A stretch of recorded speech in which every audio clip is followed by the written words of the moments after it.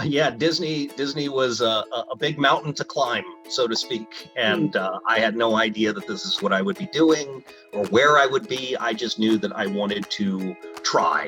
And when the audition came around my way for a certain Disney fella, um, it was mind-boggling. I'm like, this is coming to me? No way! I've got a shot. I've been doing this voice my entire life. Okay, maybe I'm in the right place at the right time. Let's give it a shot. And through a series of events and other things, we ended up working for Disney and voicing one of my favorite characters of all time, Mr. Donald Duck.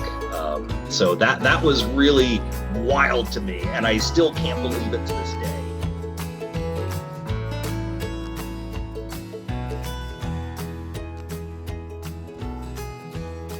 Hello, everybody. Welcome. Oh my gosh, so many good names and so many new names. Really great to see everyone. Hi, everyone. I'm Tish Hicks. I'm the Master Sensei of Dojo here in Burbank, California. And this is our free monthly Q&A called Ask the Sensei.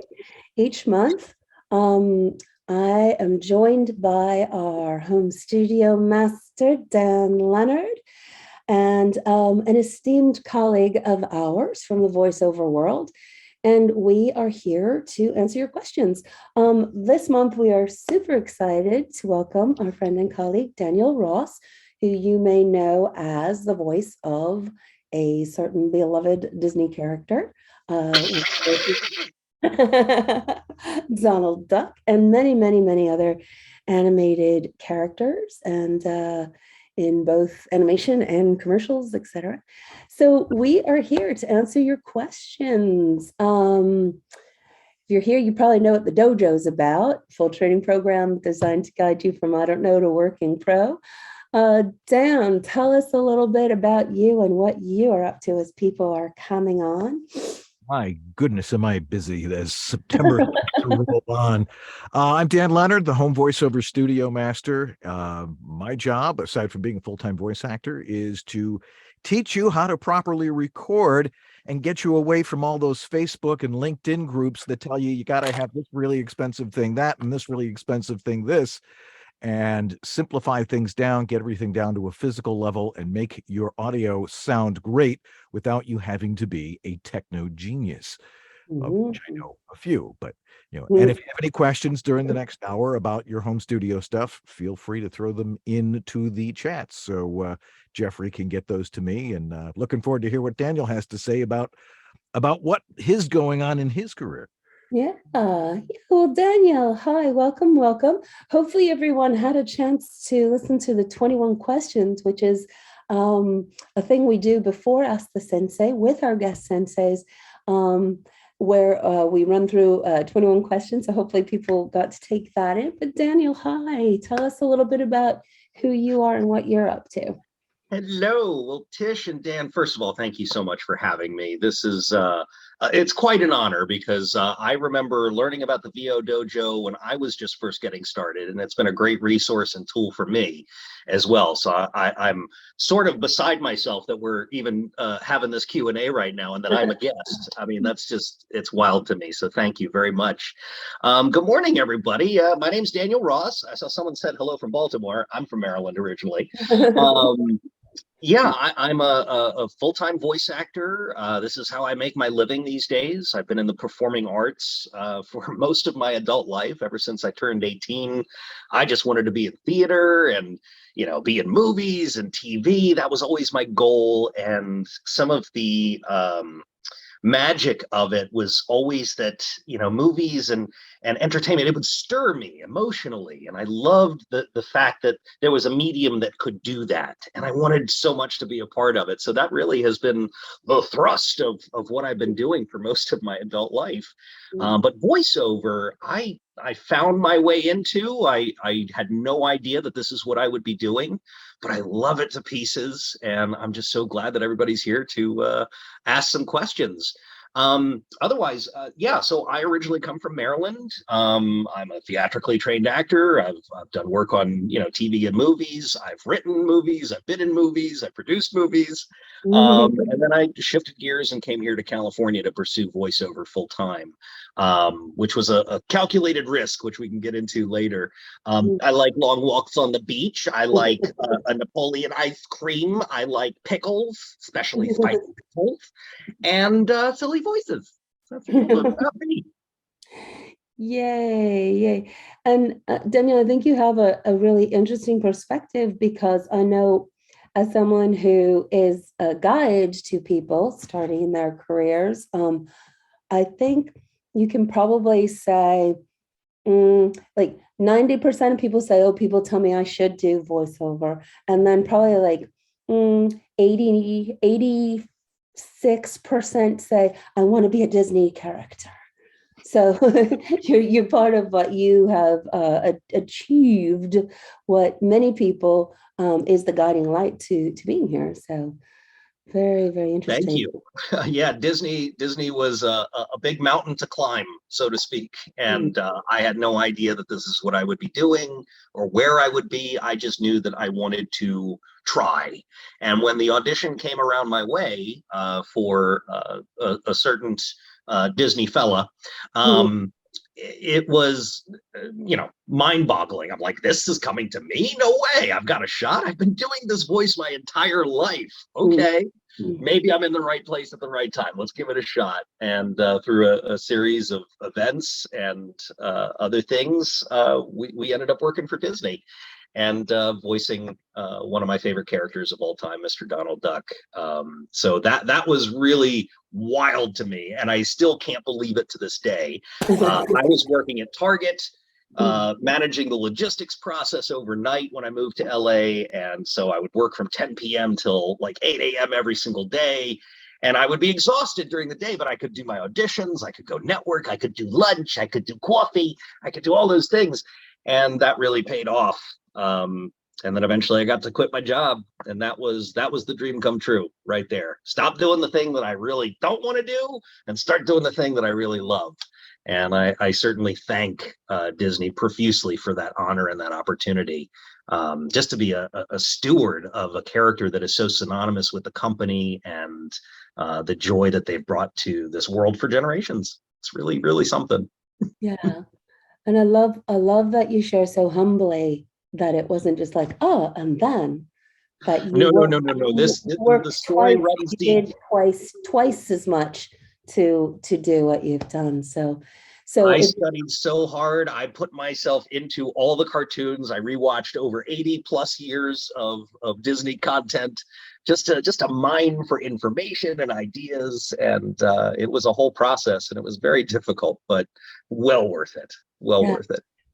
Yeah, well, thank you for being inspiration. And let's get some inspiration from some questions. What is on your mind today, Sarah Sullivan? Well, it's really hot out, so I think we're going for perspiration.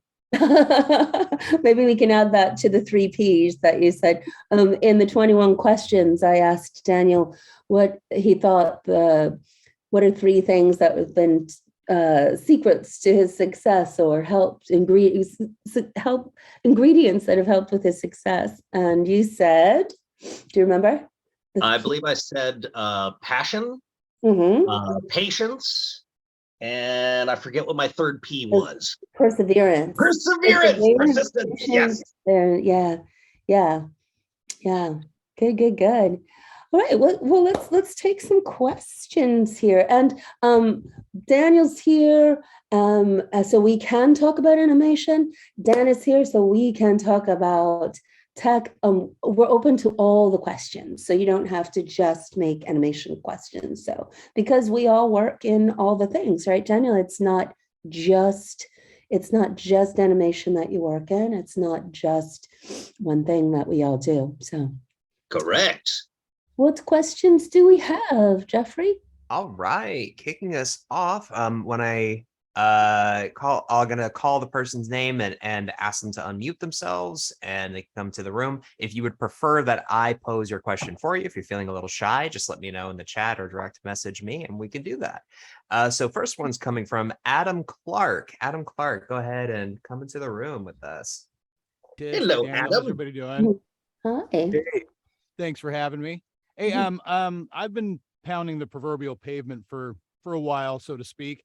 But I recently heard that casting agents are preferring to hear slates if they ask for a slate, they prefer to hear it in the character voice as opposed to my voice. Is that I hadn't heard that before, so I'm curious what you guys think. So that is, first of all, that's a great question. I love your booth setup, and I love your voice. You're Thank definitely where you need to be, I think. Slates are subjective. After all the training that I've had and all the different people that I've worked with, everybody has a different preference. But I would say generally, what's most accepted is to slate in your normal speaking voice. That's kind of the general default. And the reason being, the methodology that I hear from casting directors, the feedback that I hear is that they want to hear the contrast between what you can do and what you do, essentially, because they may cast you based on the slate if they like your voice, as opposed to the choice you made in the booth. Now, that's not to say that there aren't video games and things where I'm trying to set a mood and a tempo with my audition, and I will slate in character because I don't want to take the person out of that moment. But that's a personal choice. I would say most of the time you're going to slate in your normal voice, and sometimes you'll slate at the beginning. I would say 90% of the time. Some people ask for it at the end. Some people ask for no slate at all. So it's really subjective. And thanks for reaffirming that. Yeah, and following the guidelines of somebody else's workflow, right? If this is what is requested, then we follow those guidelines. That's the number one rule. Always follow what's requested. If you get an email with a list of things, meticulously go through that and make sure you've hit all those check marks. Yeah, cool. I'm doing that the best I can. I appreciate it. Thanks a lot for your time, everybody. Good luck out there. Break a lip. Thank you. Who's next, Jeffrey? All right. Jim Frank had a couple of questions. Jim, go ahead and join us. Hello from New Hampshire, up in New England. Yeah. Beautiful. Huge fan of Donald Duck since day one, and now even more so. We sit around and watch DuckTales all the time. The family. We're on season 2. My question is, I've been working with some coaches for animation. One does work for Disney.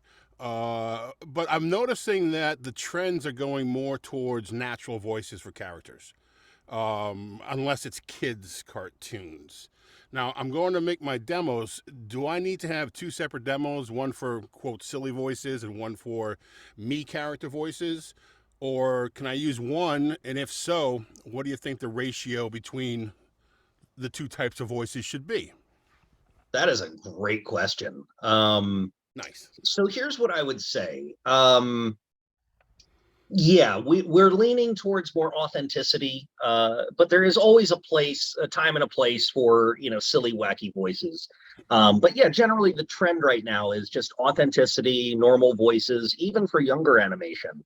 I'm starting to see that trend more and more. In terms of the demo, you have some options here. You could always make a animation demo, and you could make a video game demo. You can combine the 2. There's lots of different options and play within that area depending on where you are in your career. Mm-hmm. If you can afford to make multiple demos, go for it. The more the merrier. Your agent will thank you. But if you can't afford it, and most of us can't because it's really expensive to get a quality demo done, you can mash some things together. So what I would suggest is within the framework of 60 to 90 seconds, you're going to have probably about 10 seconds per character to be able to just land whatever it is. So you're looking at between 6 to 9 voices that you're going to have on your demo. So if you want to split it up and say, hey, I'm going to do 3 more realistic, authentic voices, 3 more wacky voices, you pick your best. That's entirely your decision.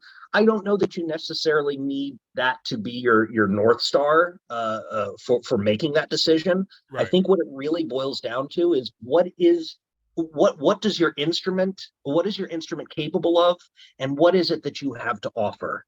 You know, because when you look at agency representation and things of that nature, the question always is, what's different about you than the people that are already on my roster? What makes you different? What makes you stand out?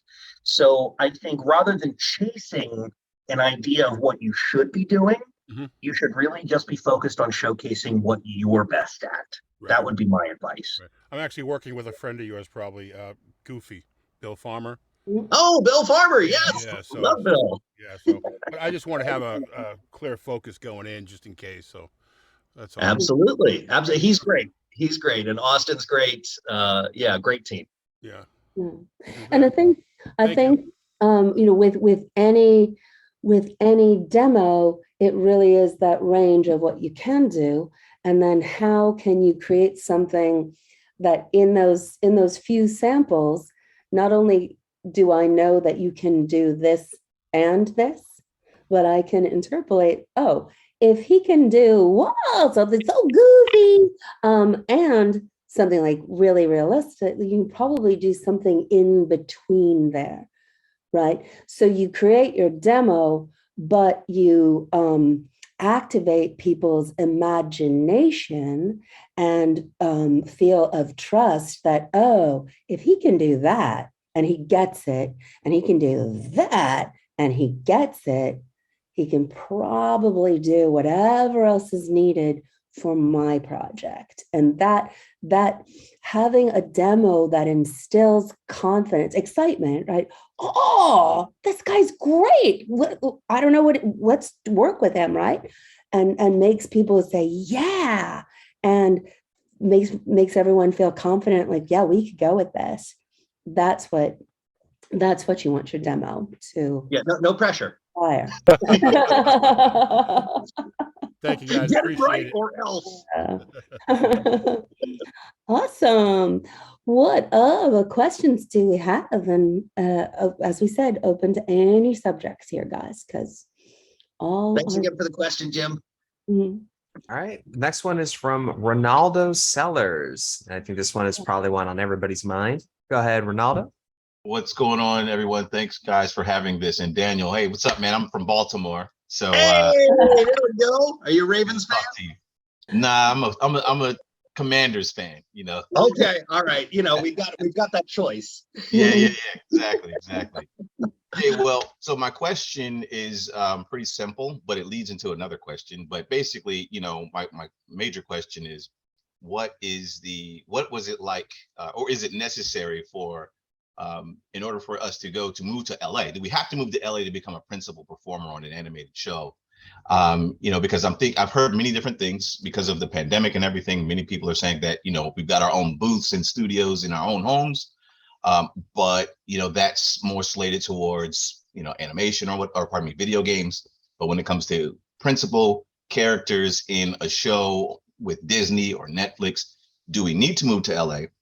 And then I guess as an addendum to that, my question would be for you personally, what was your transition like moving from the East Coast to the West Coast? Oh boy. Fantastic question. Thank you for that. So I think just to answer the later part first, the transition for me was interesting to say the least. Obviously, the weather is different from the East Coast to the West Coast. On the East Coast, we have weather. Here in LA, it's sunshine all the time. So that was obviously different.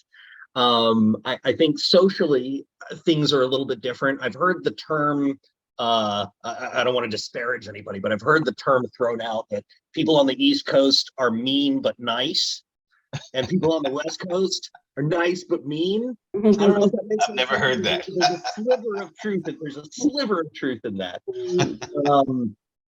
And then in terms of moving to LA, so my opinion is yes. If you want to work principally in if the big leagues, so to speak. Yeah, you got to be here. And the reason being is because you have to be here to shake hands, make eye contact, go to lunch, get to know people, network, build a community. That really takes physical effort. So that was part of my decision to come out here. You know, when I think about all the productions that were shipping out to Atlanta, for example, they cast most of their background, their workforce, and everything from that area, but they fly their principal actors from LA to Atlanta. So Right. they're still casting the big stuff primarily out here. Now, is that the absolute answer? No.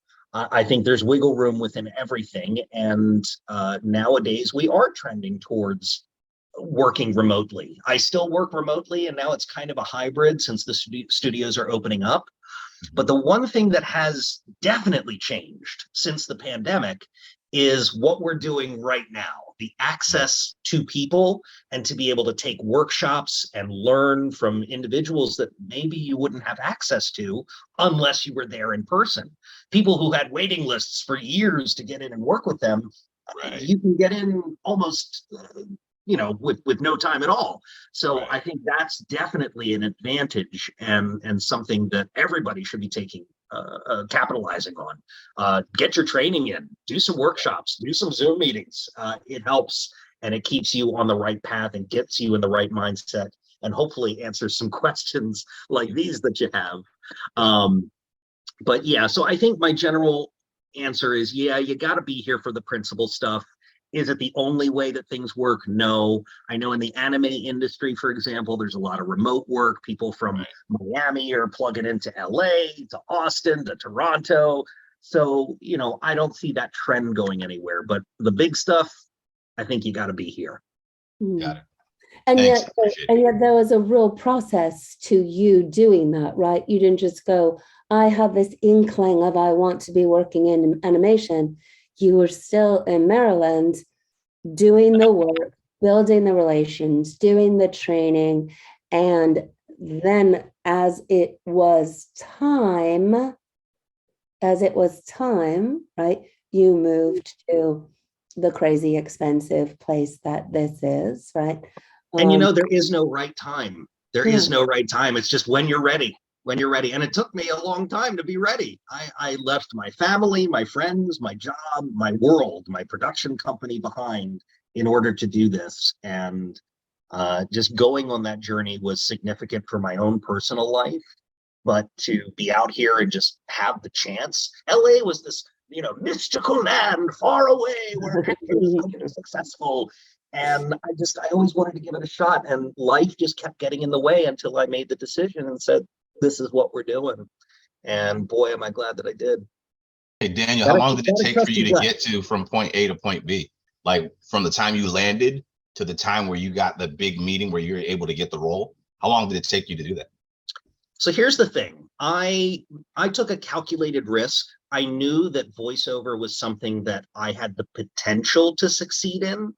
So I was really leaning into that to say, okay, I trust myself, I trust my intuition and my talents because I've trained for years to do this. I've worked in the entertainment industry. I know it inside and out. So I'm taking an educated guess that I might be successful. So what I did is I said, I'm going to give myself 5 years. 5 years. We'll see what happens. We'll reevaluate. I've got my credit card with my airline miles. If I run out of money, I can always have a plane ticket back home. But I set out the first year. I said, okay, my first year, I'm going to segment it into different parts. First 6 months, I'm just getting my bearings. I'm getting a place. I'm furnishing it. I'm getting comfortable. I'm establishing myself with my job. All good so I can live, get my lay of the land and everything else. And then the following 6 months was, okay, now we're ready to get an agent. Now we're ready to start pursuing demos and workshops and whatever work we can get and networking, going to, big Hollywood parties just to be seen and take pictures and go on the step and go and do stuff like that. That was the next 6 months. And to be quite frank, I got very lucky. I got very, very lucky because right after I got my agent, the wonderful Michaela Hicks took a chance on me from Solid Talent. And I started auditioning and I started booking. And from there, it was just like, here we go. Eventually, I awesome. could quit my job. And I always tell this story because it's kind of fun. But the last day at my job at Target, I'm driving off the parking lot at 8 a.m. I'm scared out of my mind because I had been with Target for over 10 years. That was like my life. Wow. And so my agent called, Michaela called and said, you booked Lucky the Leprechaun. And so at 8 o'clock in the morning, I'm like, I got lucky. I got lucky. That's awesome. Thanks, man. Trust Appreciate that it. intuition, man. Trust that intuition and eat lots of crab chips. Yeah, absolutely, absolutely. Thanks. Don't jump in the harbor. And then Leonard, you, in addition to being the home studio master, are also the president of WOPO, the World Voices organization, which really promotes everybody working from wherever they are. Is there anything going on at WOPO? And I think this opens up a discussion of, okay, so ultimately, yes, moving to LA is the game if this level of work is your dream, right? What else can we be doing in the meantime if you're somewhere else in the world? And I don't know if Wovo has resources. I know you're just talking about reaching out with building relationships with Wovo, but what is going on in the animation world from wherever you are, from your perspective, Dan Leonard? Well, I mean, thanks for reminding me that I'm president of World Voice. Mr. President. Yeah. They only remind me about every 10 minutes or so. Emails and stuff. Yeah, World Voices is the Industry Association of Freelance Voice Talent. And what we do is a number of things. Is one, we are reaching out to other industry associations that deal with video production and audio production, letting them know that voiceovers are professionals, that we have spent money on training, on equipment, and that we're good at what we do. And if you qualify as a professional member, you get to be on voiceover.biz, which is our searchable directory of freelance voice talent. And we've been starting to get a lot of inquiries from international organizations that are producing stuff. They're like, hey, do you know anybody that can do this? Are you international? Well, we just have to have this. Type in Pakistani accent, and somebody probably actually does that, and that sort of thing. Or they do e-learning or audiobooks or commercials, and they're looking for a certain age range. You type in those certain parameters, and one of our professional people who are vetted professionals will come up, and people are starting to inquire about that, and people are getting hired off of that. So instead of paying through the nose through a pay-to-play site to marginally perhaps be promoted, you're front and center at Wovo. The other thing that we're dealing with is trying to talk to all these organizations about AI, and that nothing can emulate the human mind and the thousands of choices we can have with a phrase or a word that a computer simply cannot do. They can say it's great, but you want your stuff to be boring? Sure, hire a robot. It's as simple as that.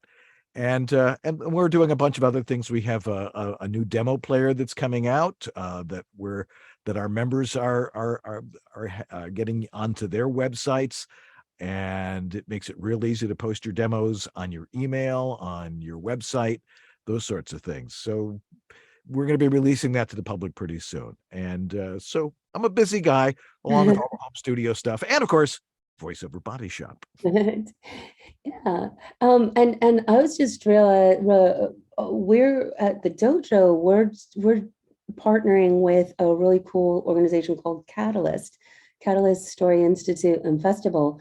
Festival's coming up in at the end of September in Duluth.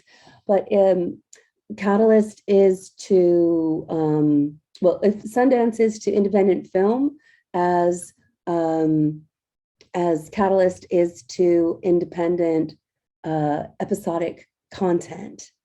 And so we're going to be there bridging the voiceover world in terms of all sorts of content, episodic content, and also animation too. So one way that you can get started with working with where you are is find the people who are creating things or become the people who are creating things. Which makes me think of something that you shared, Daniel, about how you got a big break. Speaking of creating things and creating your own opportunities, can you share that story about, can you share a story about the comic book that you created? Sure. Yeah. So as everyone can probably tell, I collect Transformers. I'm a big Transformers fan. I even have Cybertronian on me. It says Transform. I'm a big Transformers fan. I have been ever since I was a little kid. So that has been something I've been passionate about for years. And when I heard back in the early 2000s that Steven Spielberg was mulling over a Transformers movie, a live action Transformers movie, I was like, oh man, I gotta find a way to marry my passion with my hobby.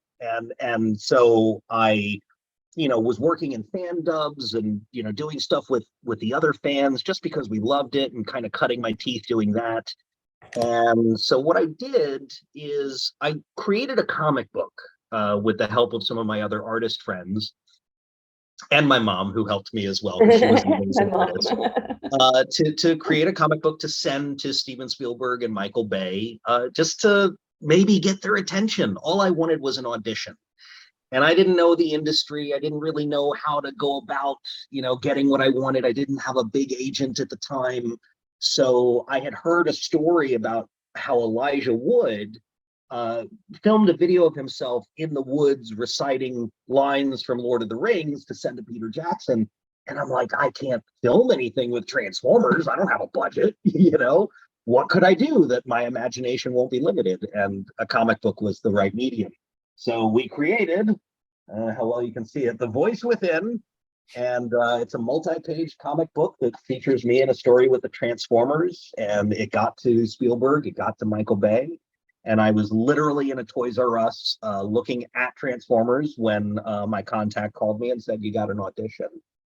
And I mean, my first reaction was, and then my second reaction was, oh. So, we did the audition and I felt good about it. And then Activision contacted me and said, hey, would you like to voice Starscream, the main antagonist for the video games? And I'm like, yes, please and thank you. So we ended up voicing Starscream back in 2007. And that was really the first thing that kind of launched my awareness of the whole voiceover world, because I was meeting other voice actors. I would go to conventions and meet them and talk with them.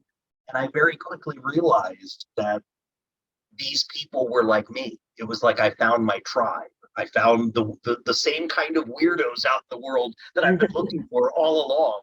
And it was just such a cathartic moment for me. And it really enforced the fact that this is what I'm doing now, because I was encouraged by those people. So sometimes you got to think outside the box to get what you want. But my motto is, it's the squeaky wheel that gets the grease. So make some noise. Nobody's going to give it to you. You got to go out and take it. And squeaky wheel doesn't mean you have to be complaining about something. It's just get your voice out there. First rule of the dojo: know what you want, ask for it. People will give it to you if you allow. And if that person doesn't give, ask somebody else. And you got to remember, the worst thing anybody can ever say is no. No. So you might as well try. Yeah. Well, let's ask some more questions. Speaking of voices in the room, what are the questions we have, Jeffrey? Garrick, go ahead and come on in. Hello. Hi there. Garrick, what a cool name. It's a pleasure to meet you. I was curious because we all know that you are one of 3 people who have voiced Donald Duck. I'm curious, have you ever met Tony Anselmo? No, haven't had the chance to meet him yet. Hopefully someday. But yeah, he and I work on different projects. He is the official voice of Donald Duck. I'm the guy they brought in for Mickey and the Roadster Racers and Mixed Up Adventures, and whatever methodology Disney had, that's way above my pay grade. I'm just happy to be one of those I was curious people. about that. Like, whenever a character has two actors at the same time, because the same thing's happening with Mickey too, because you got Chris and Brett doing it. But meanwhile, I don't think with Bill, I think he's the only one voicing Goofy right now, as far as I know. Correct. So Correct. like I'm wondering what the logic is there, but I guess it's it's one of those things where it's like the company works in mysterious ways. That is true. You'd have to ask the producers, the production crew. I'm just a lowly voice actor, a tiny cog in the machine. But I will say that, within the realm of buccal speech, which is the technical term for Donald Duck talk, I have a lot of range. I can do a lot of different things with that sound and that mechanism.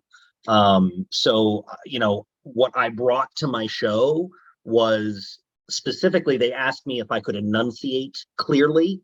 And using buccal speech, that's very difficult to sound clear. So that was a challenge for me, but it was something that I was capable of doing. And because of the younger audience on the Disney Junior shows, they asked me to pitch up my Donald a little bit. So, I hear the differences when I do the voice. Some people don't. But if you listen to the old Clarence Nash cartoons, yeah, it's a lot more difficult to understand sometimes. It sounds a little different than. So I can play with both those ranges, but that's what we ended up doing for my shows. So I don't know if that was a factor involved, but I'm just, again, honored and excited to be a part of that legacy. Well, that's awesome. Thank you for the question. All right. What's that, Jeffrey? All right. Next up, we've got Diane Marquetta. Hey, Diane, come on in. Hi. Hi, Daniel. So nice to meet you, and so nice to see so many familiar faces. So happy to be here. My question, I know with a character like Donald Duck, obviously there's voice matching involved, but what is your creative process in creating a new character? Obviously, you might get some direction, but what is that process? I usually take from real life. I'm just curious to know your process. So there's a little bit of a difference between me just figuring voices out on my own in my own time, and then being in the booth and having like an extra character thrown my way and having the voice director say, okay, go. You have to make a decision. The wheels are going to be turning, but my training and everything that I've worked on focuses on being able to be like, okay, here's a solution. You have a problem, here's the solution. I want to be the problem solver when I'm in the booth, because that's going to get me more work. But I love being a utility player. It's something that I particularly am good at. I have a wide range of voices. But when I'm looking at something new, I like to take my time. I like to listen. I like to, regurgitate the sounds. I like to play with them. I think the last one that I really worked on was probably Eugene Levy. Eugene Levy from Schitt's Creek. He's definitely one of my favorites. Kind of sounds a little like Bill Farmer too.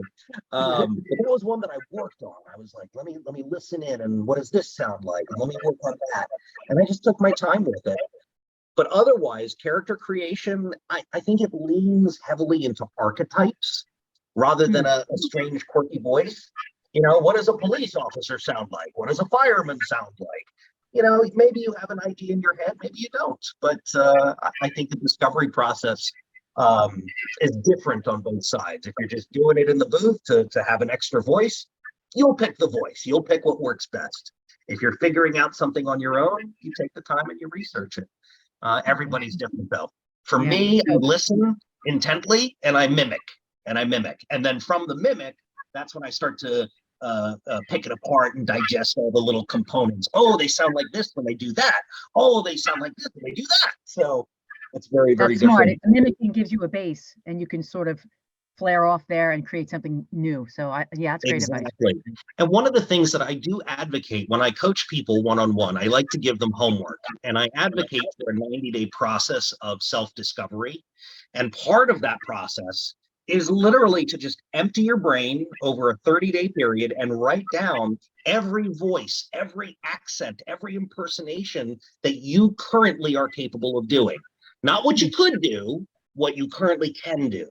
Because what that does is it gives you a visual reference on paper to say, here's where I currently am. Here's my rough draft. And then from there, you can start experimenting and creating or combining voices and making new things, experimenting. So if anybody coaches with me, I can give you the full 90-day process on how to do that. But yeah, first 30 days, you just write everything down. You empty your brain and you see what comes out on the paper. When I first did my first animation demo with Sue Blue, I was working on We need to meet somebody. Oh, yeah. Getting a lot of feedback on my end. Sorry. Can we, do we have the power, Jeffrey, to do that? I think so. Okay, awesome. Did that fix it? Sounds good. Yeah. When I first did my first animation demo with Sue Blue, I was working on an animated series with her called Roughnecks, the Starship Troopers Chronicles, and played Carmen Urbanez. But I was just in play mode, and I have a cold, so I have this roll of toilet paper here. But when I did my first animation thing, I took a Sharpie and I just like laid out the toilet paper roll, and on each square just doodled characters, like doodled creations, and then voiced them, like then just made up voices. And a lot of them got into the mix of the collaboration with Sue. So I brought those, but it just, the way that you just described that process, Danielle, it just seems like, how do you get to a place where you can just be open to everything, willing to go anywhere? And then once you do, there's almost like this scientific process of going like, all right, so what did we just create? What, that combination of the creative and the empirical that becomes a character that you can draw upon, create variations of. Yeah, that is such a great question too, because we're dealing with left brain versus right brain, and the creative side doesn't want to be hindered. So it's really the evaluating side of the left brain that kind of, gets you in place. But I think when I do this process, the reason I do that is not necessarily just to take an inventory and say, here's what we got.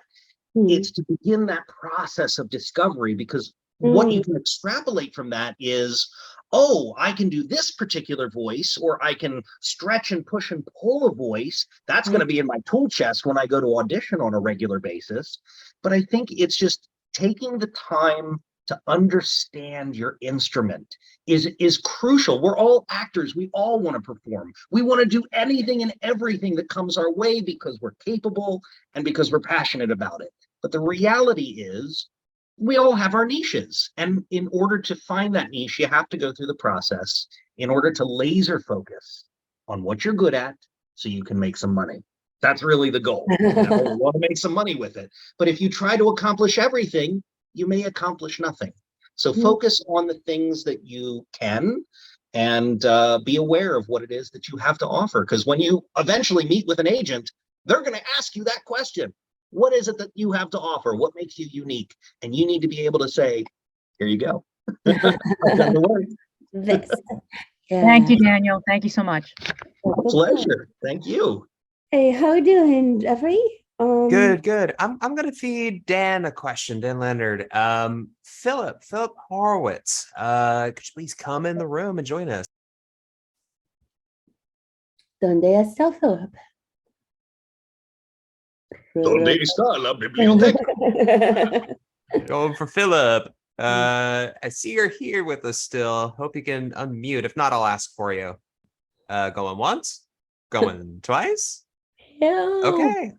Philip asks, what's the average cost of a DIY home booth setup? The average cost? Well, it depends on what you're willing to spend. My philosophy is generally do not buy expensive equipment to get work to get expensive equipment. It's a smart idea to start out with not the most expensive, because the most expensive really has very little to do with the quality of your audio, believe it or not. It's if you go cheap that it can cause a problem.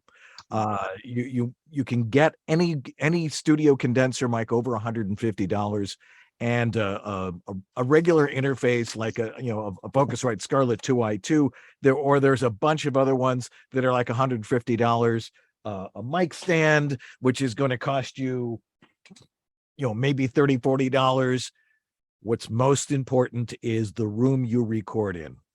If you are doing it in the Hall of Mirrors of Versailles, where I was earlier this year, and it was very They have a recording studio there? no, they don't. What they do is have a lot of people without masks throwing COVID around. You really need to have a good physical facility in which to record. A closet full of clothes will save you $6,000 right there, especially a walk-in closet. Those are great. So you're talking under, $500-$600 to really get going. And if you're good and it sounds good up front, you will get work. And as you increase your ability to make money at it, then you can invest in slightly better stuff. But for every $500 you go up in a microphone, the increase of quality is basically inaudible. So don't let all these that you've got to have this or you got to have that because that's what I use. It's like, great, have fun with it.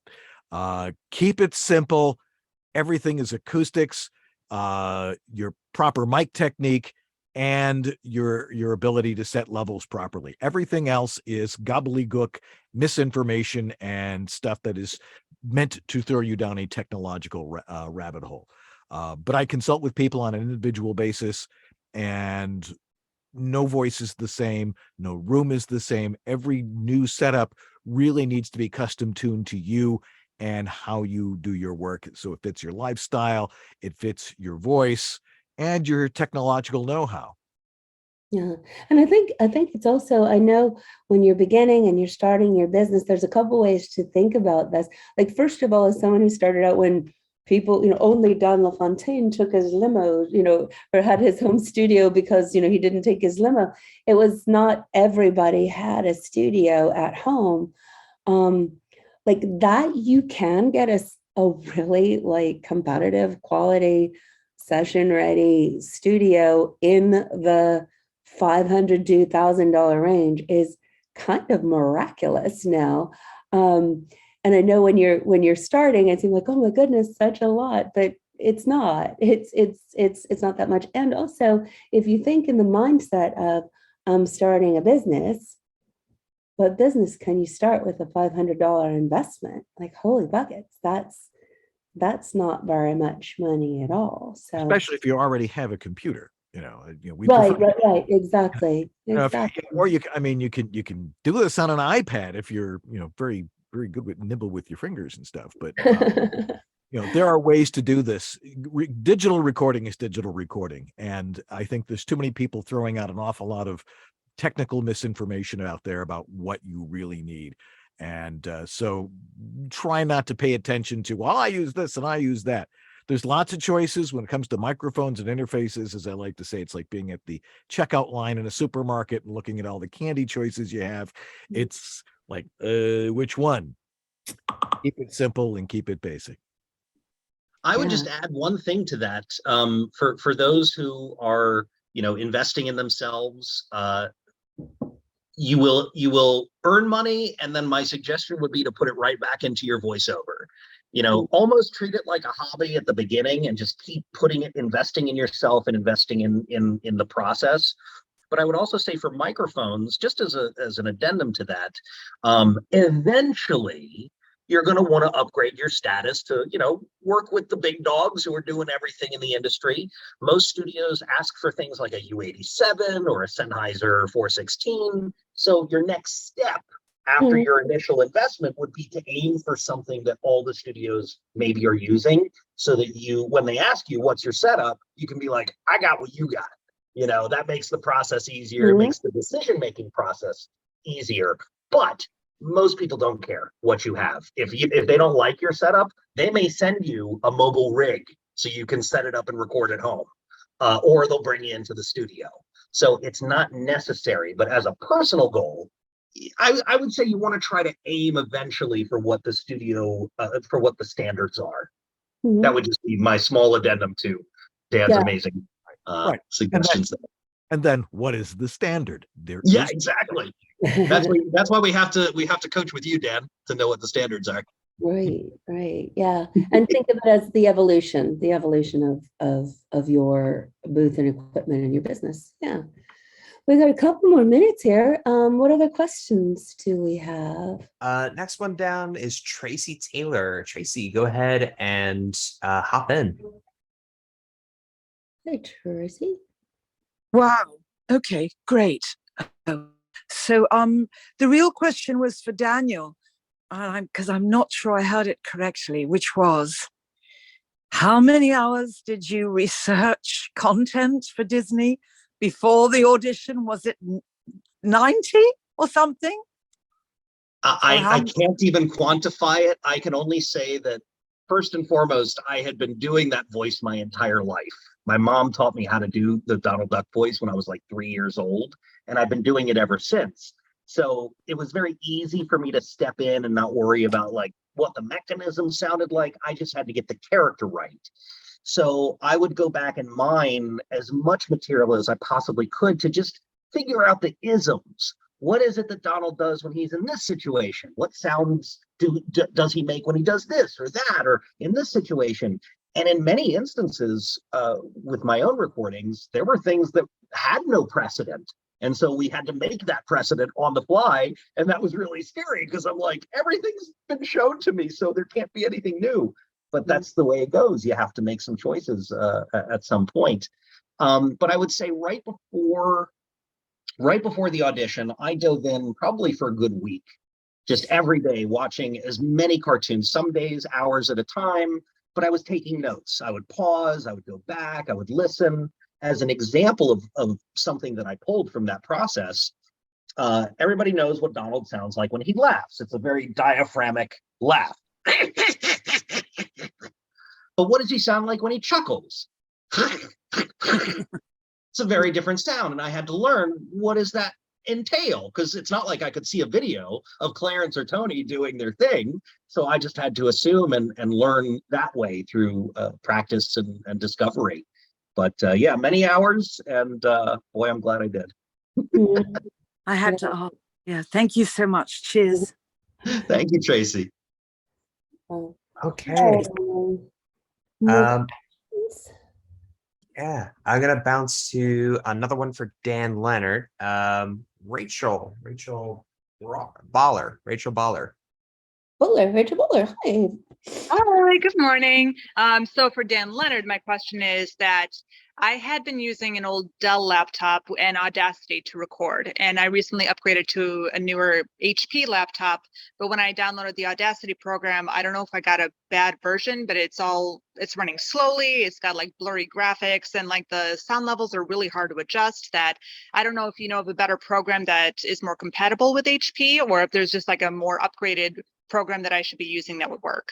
Well, first off, make sure that you're using the latest version of Audacity. Okay. You know that sometimes they change things around, or you've got an issue with something internal, which is why we tell people get Macs, because you plug them in and they work. There are other programs you can use. A lot of people they're a little more sophisticated, things like Reaper and well, some of them are. Twisted Wave is coming out with a PC version, which is super duper simple. WavePad, some of those other ones. Try some of those and see if those work. Those down. Yeah. So WavePad. Of course, there's Adobe Audition, which isn't cheap, but was really made for doing voiceover. So, but that's what I use. Yeah, there's a lot to learn with it. If you have some experience with recording, it doesn't hurt. Trying to start from scratch with that is like trying to fly the space shuttle. But it's, but the fact of the matter is why do you need the space shuttle for a hamster running in a wheel? So it's, I use it because I know how. Thank you. I think once you find your workflow, you don't need to worry about every single knob and option and buttons. You do what you do, and that's it. That's how I run with Premiere, because if I try to do anything else, oh boy. I said Premiere, I meant Audition, same company. And then your question, Rachel, was just it wasn't flowing. Like you made a change and it wasn't flowing, right? So what are the Yeah. options? Yeah. It's yeah. like, do I need to adjust because I have a different type of laptop? Yeah. Right. Cool. Thank you. Right. I think we might have time for one more question, Jeffrey. We'll wrap Yeah, up. real quick before we do, why don't we go ahead? If there's Dan, I'd love to give you a shout out. Daniel, if you have anything that you'd like to shout out for us to promote, I'd like to give this opportunity to do so before we get to the top of the hour. How do we keep in touch? Yeah, how do we all keep in touch? So Dan Leonard, Sensei Dan, if you'd like to speak to the people about where we can find you and keep up with you, please. Boy, you just have to look at my email signature and you'll find all the places you can find me. You can find me at danleonard.com, danleonard.com. Homevoiceoverstudio.com is where you'll find all my services on consulting with you to get your home studio working.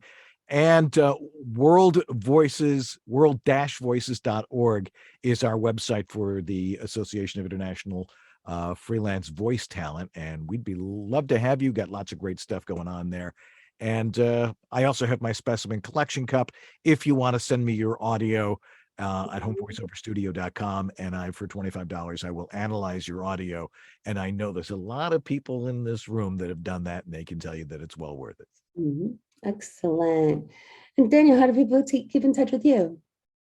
Well, first of all, again, thank you so much for having me. It's been a pleasure chatting and learning with everybody because these opportunities are so amazing. So thank you. You can find me across social media at Actor Daniel Ross. That's my website, Actor Daniel Ross. My social media handles, Actor Daniel Ross. I've made it very simple.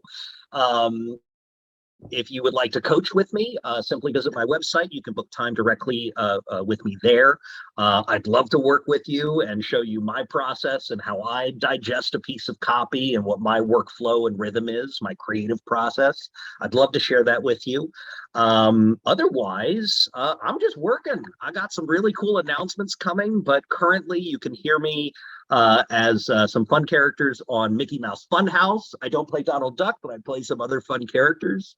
You can hear me in the brand new smash hit fighting game Multiverses as Uncle Shagworthy, who is Shaggy's rich zillionaire uncle, like Uncle Shagworthy at your service.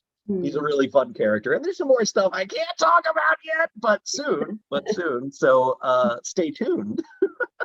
But thank you again for having me, everybody, and I hope to work with some of you. And maybe see you on TikTok. Follow me on the TikToks. It's fun. And in terms of what's going on at the dojo, we are always here this first Wednesday of every month with Ask the Sensei. And you can find out everything that's going on at www.thevodojo.com. If you're just starting, we have some You Should Do voiceover intensives coming up in October for the last ones in 2022. So grab those. If you're on your journey, call us and let's talk about where you are and where you'd like to be. We have the Mystery to Mastery program. And we also have our Working Pro division, which is the Nth Degree Intensive, and our Via Dojo Pro Fight Club, which happens 3 times a month and is a fantastic way to get connected with what it really is to do an audition. We connect top-notch talent with the decision makers who hire us in all of the genres. You can participate with demo reps and booking. This is a Working Pro workout, and everyone can buy a spectator's spot as well. So, and also the third Wednesday of every month, you can put in your calendar too, we do Get to Know VO, different subjects. This month, we're doing our Demo Listen Derby with our demo producers, Brittany Cox and Ryan Ricks from Next Level Voice Demos. So if you would like to get some good, honest, constructive feedback on where your demo is and is it competitive, we run demos through a gauntlet and talk about the whole process of what a demo does and how it really works. So I'd love to hear you there. And it is always an illuminating couple of hours exploring that. Yeah, well, this brings us to the top of the hour, so we can officially end. Sometimes, if we have a couple more minutes, we can hang out and do some more questions. I'm willing. I got nothing to me for an hour. Okay, well, let's see. So the official September Ask the Sensei is now complete. Thank you. If you need to roll, thank you so much for being here. We'll see you next month or around campus. Call and we'll talk. Yeah, if there's a few more questions, let's see what else we can explore. Yeah, I can come up with a few more questions. Yeah. All right. Spencer S. Come join us. Hi, hello. Nice to meet you all. Hello from New Jersey. Let me just scroll back up to my question here. Jersey! What part of Jersey? Yeah, I'm, I guess, North Jersey, I would say. I'm like a 6-mile drive from the MetLife Stadium, to put it into perspective. I dated a girl from Passaic a long time ago. Okay. Yeah. Okay. I found my question here. So when you're auditioning for a character, what kind of information are you generally given about them to figure out a voice, like personality or age, or like even an image of the character? And I know with like Donald Duck, that's already a well-established character, but I'm talking like new characters, or, you know. Mm-hmm. It really varies. Sometimes you'll get a picture, sometimes you don't. Sometimes you get a full description of the character, sometimes it's abridged. Sometimes you just get a script, and the parts that you're not in are blacked out, and that's All it. right.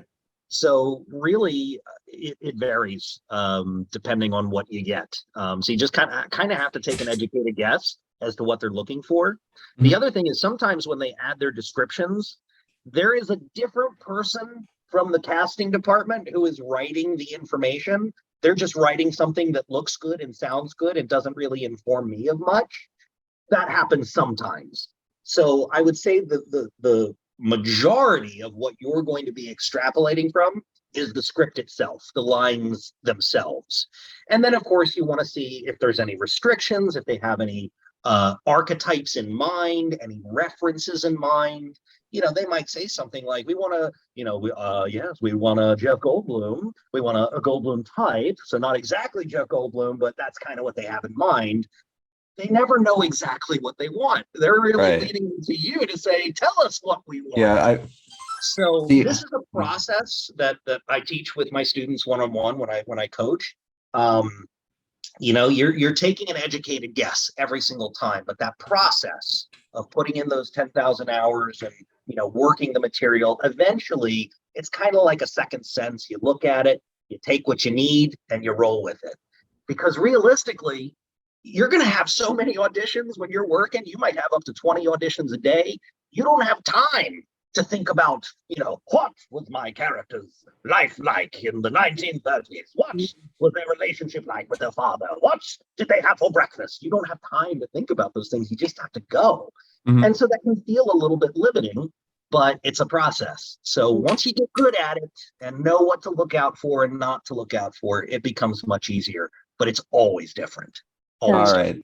different. Thank you so much. It's a good question, Spencer, because before you're auditioning every day, you have no reference to what does it look like? So it's easy for us to go like, oh yeah, sometimes it's the full script and it's like a TV format and you get all the details, interior, day, you get all the action described.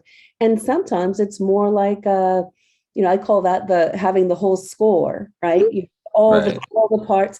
And sometimes it's like a guitar chart. And sometimes it's just this is a snip and it has an activation. This is a little part.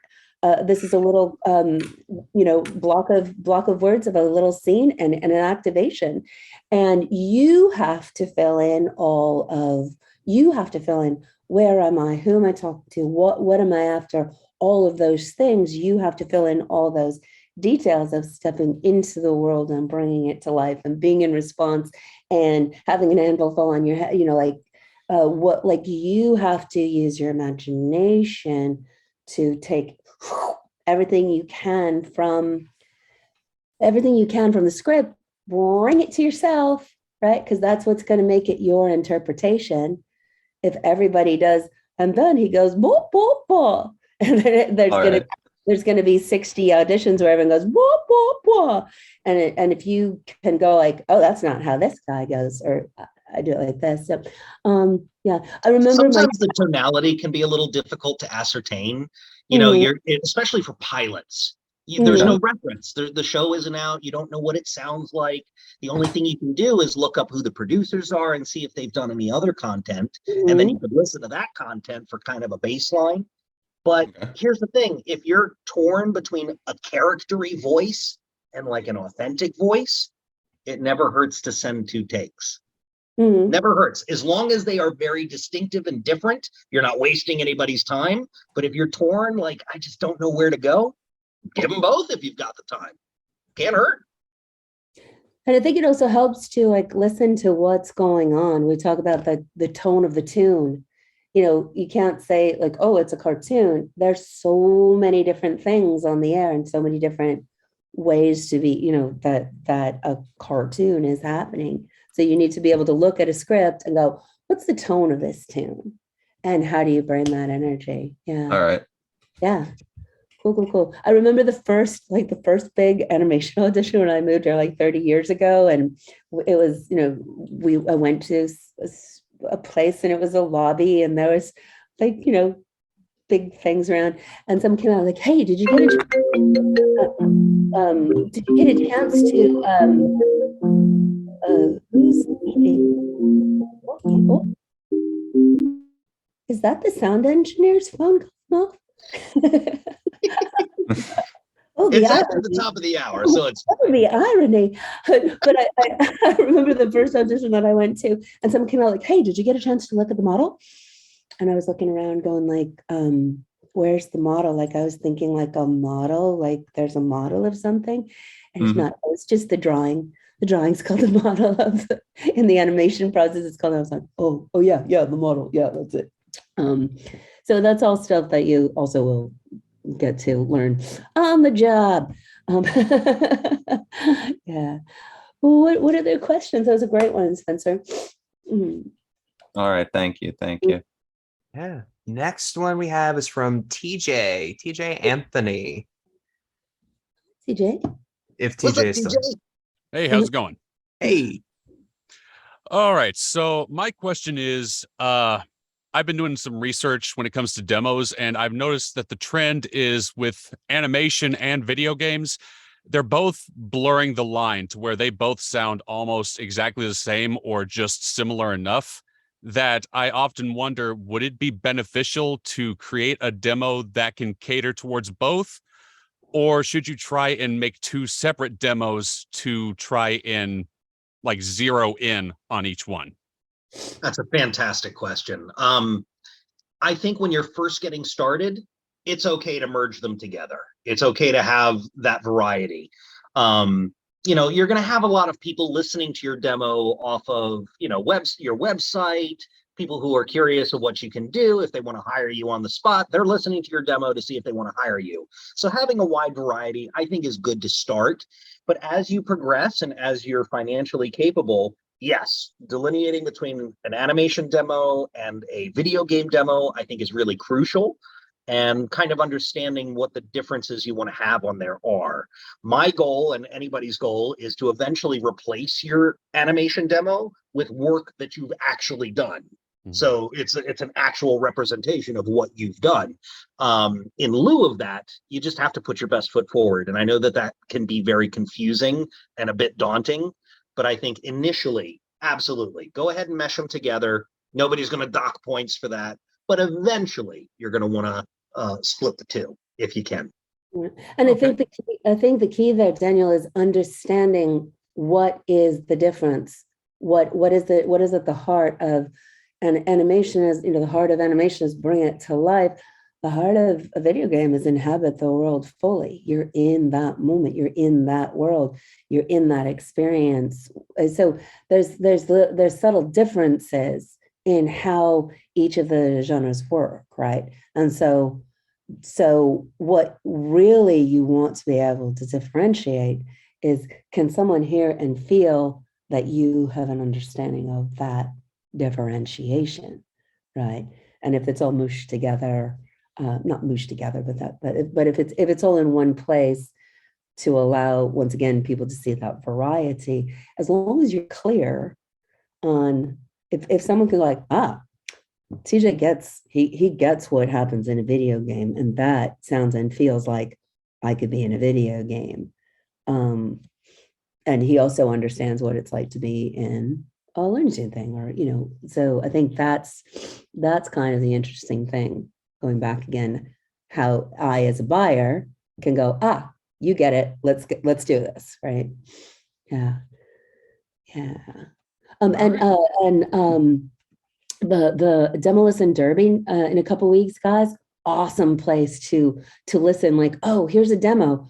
What did I get from it? How did I experience that? And we do commercials, and then if you want to send your animation and stuff too, it's a great place to kind of, if you have those questions on your mind, it's a great place to just explore and go, oh, I see. Okay. I think I actually did submit mine back in June or July, and I did get some feedback that made me think I needed to reevaluate what I was going for. And so I'm basically in the works of trying to get something new created. Awesome. Great. And that's the other thing about demos, guys, is that you're always in the works of getting something. You're either, like Daniel just said, getting work that you're booking, and then you update and shift around. Ooh, let's put this one here and add. You're adding. Your demo is always a living, breathing thing. It's never like, oh, here it is, the one demo to rule them all. It's never that. So we're all always working on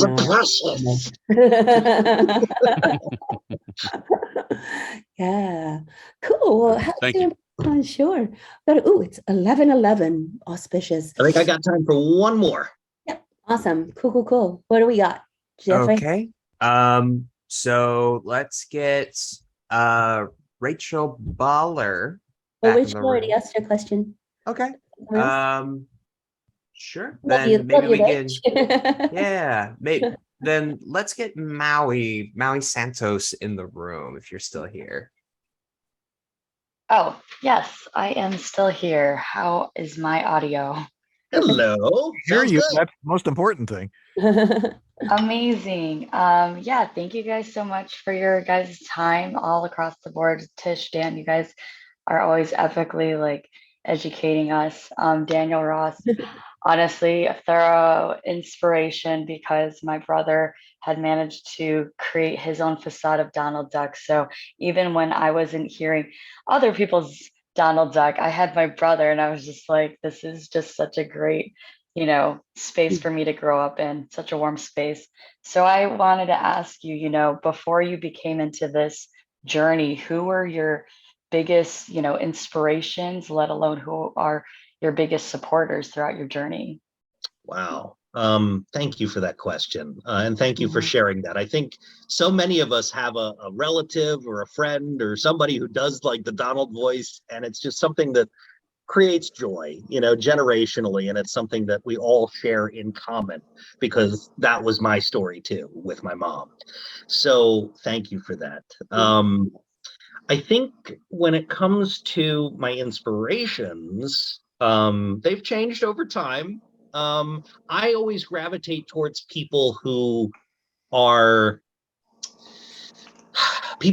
emulate their passions, people who live and breathe what they love, people who are connected to their truest joys. Those are the people that I love so much. So I would say, like, early in my career, I had met Dane Cook, and I loved his energy as a comedian. Right, when he was first getting started, before he blew up, I was absolutely enamored with his energy and his sense of humor. That was one of my inspirations initially. But I would say probably overall, Robin Williams, definitely, not just because of his immense talent, but because of how he made everyone feel. And I know his burden was that he couldn't feel it himself, so he wanted other people to feel that. And that was something that I always admired. Jim Carrey, same kind of thing. He was a janitor and wrote himself a check for $1 million, and many years later was able to sign it, and put it away. And I gravitate towards that, and I think about the people who have gone through incredible adversity to achieve what they've wanted to out of life, because it's not easy. It's not easy to do the things that you want. Life gets in the way sometimes. So it's a constant push and pull. I would say these days, my voiceover inspirations, absolutely Debbie Derryberry, the voice of Jimmy Neutron, one of my dearest friends, David Sobolov, who was one of the first people to encourage me to get into voiceover, David Kay, E.G. Daly, Bob Bergen. I mean, the list could go on and on and on. But for voiceover, I mean, you got to go back to, Mel Blanc, June Foray, Dawes Butler, the classics, Clarence Ducky Nash. I'd say those are the ones who really kind of formed my creative side. Yeah. And I think there's also, like, I look at my voiceover career and my animation career, and there's people that you meet along the way that become like anchors. Sublu was that for me. When I was in Chicago, I read her book, word of mouth, and I read it like a little Bible. And then when I got to like work on my first animated series with her, I was like, hello, here it is. Here's the people who are doing the things. And Pat Fraley, also an amazing mentor to me. I know my career and of everything opened the world. I always talk about what we do at the dojo is carrying on the lineage of the people who, Daniel, you're talking about like the Mel Blanc, and sometimes I tease, like, when I was learning from Pat, it's kind of like, he learned from Mel Blanc, and that was me, Mel Blanc, and 3 other guys, and we did everything. And then like my generation is like, well, I remember when we used to go to the agency where the booth was, and now it's so different, but we're all part of this lineage. And Audie Payton, who has been he's a friend of mine from Northwestern. We knew each other when I was a freshman and he was a senior. But he is someone who lives the life of, he is an animator, he is a producer, he is a voice director, he's a voiceover artist. He's someone, and he's been very instrumental in I'm part of like the realms that he creates, been a part of that. So find those people who become your mentors, and then you become part of the creative process.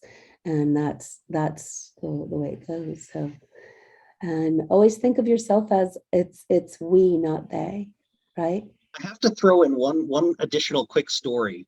The first time that light bulb went off in my head that voiceover was a thing, because of my love of Transformers, I was watching a show called Beast Wars. And Beast Wars had my friend David Sobolov, David Kay in it, but also a gentleman named Scott McNeil. And Scott played, I believe, 5 characters on that show, and they were all main characters.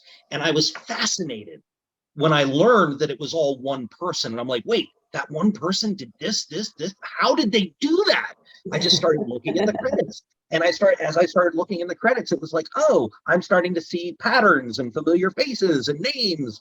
And so I would be remiss if I didn't mention Scott McNeil as an initial inspiration to me. And of course, my mom. I wouldn't be here without that inspiration and her creativity. But also the people who are rocks in your lives. My best friend, Justin Timpain, who I made a bunch of movies with, he's my rock. He's my one constant.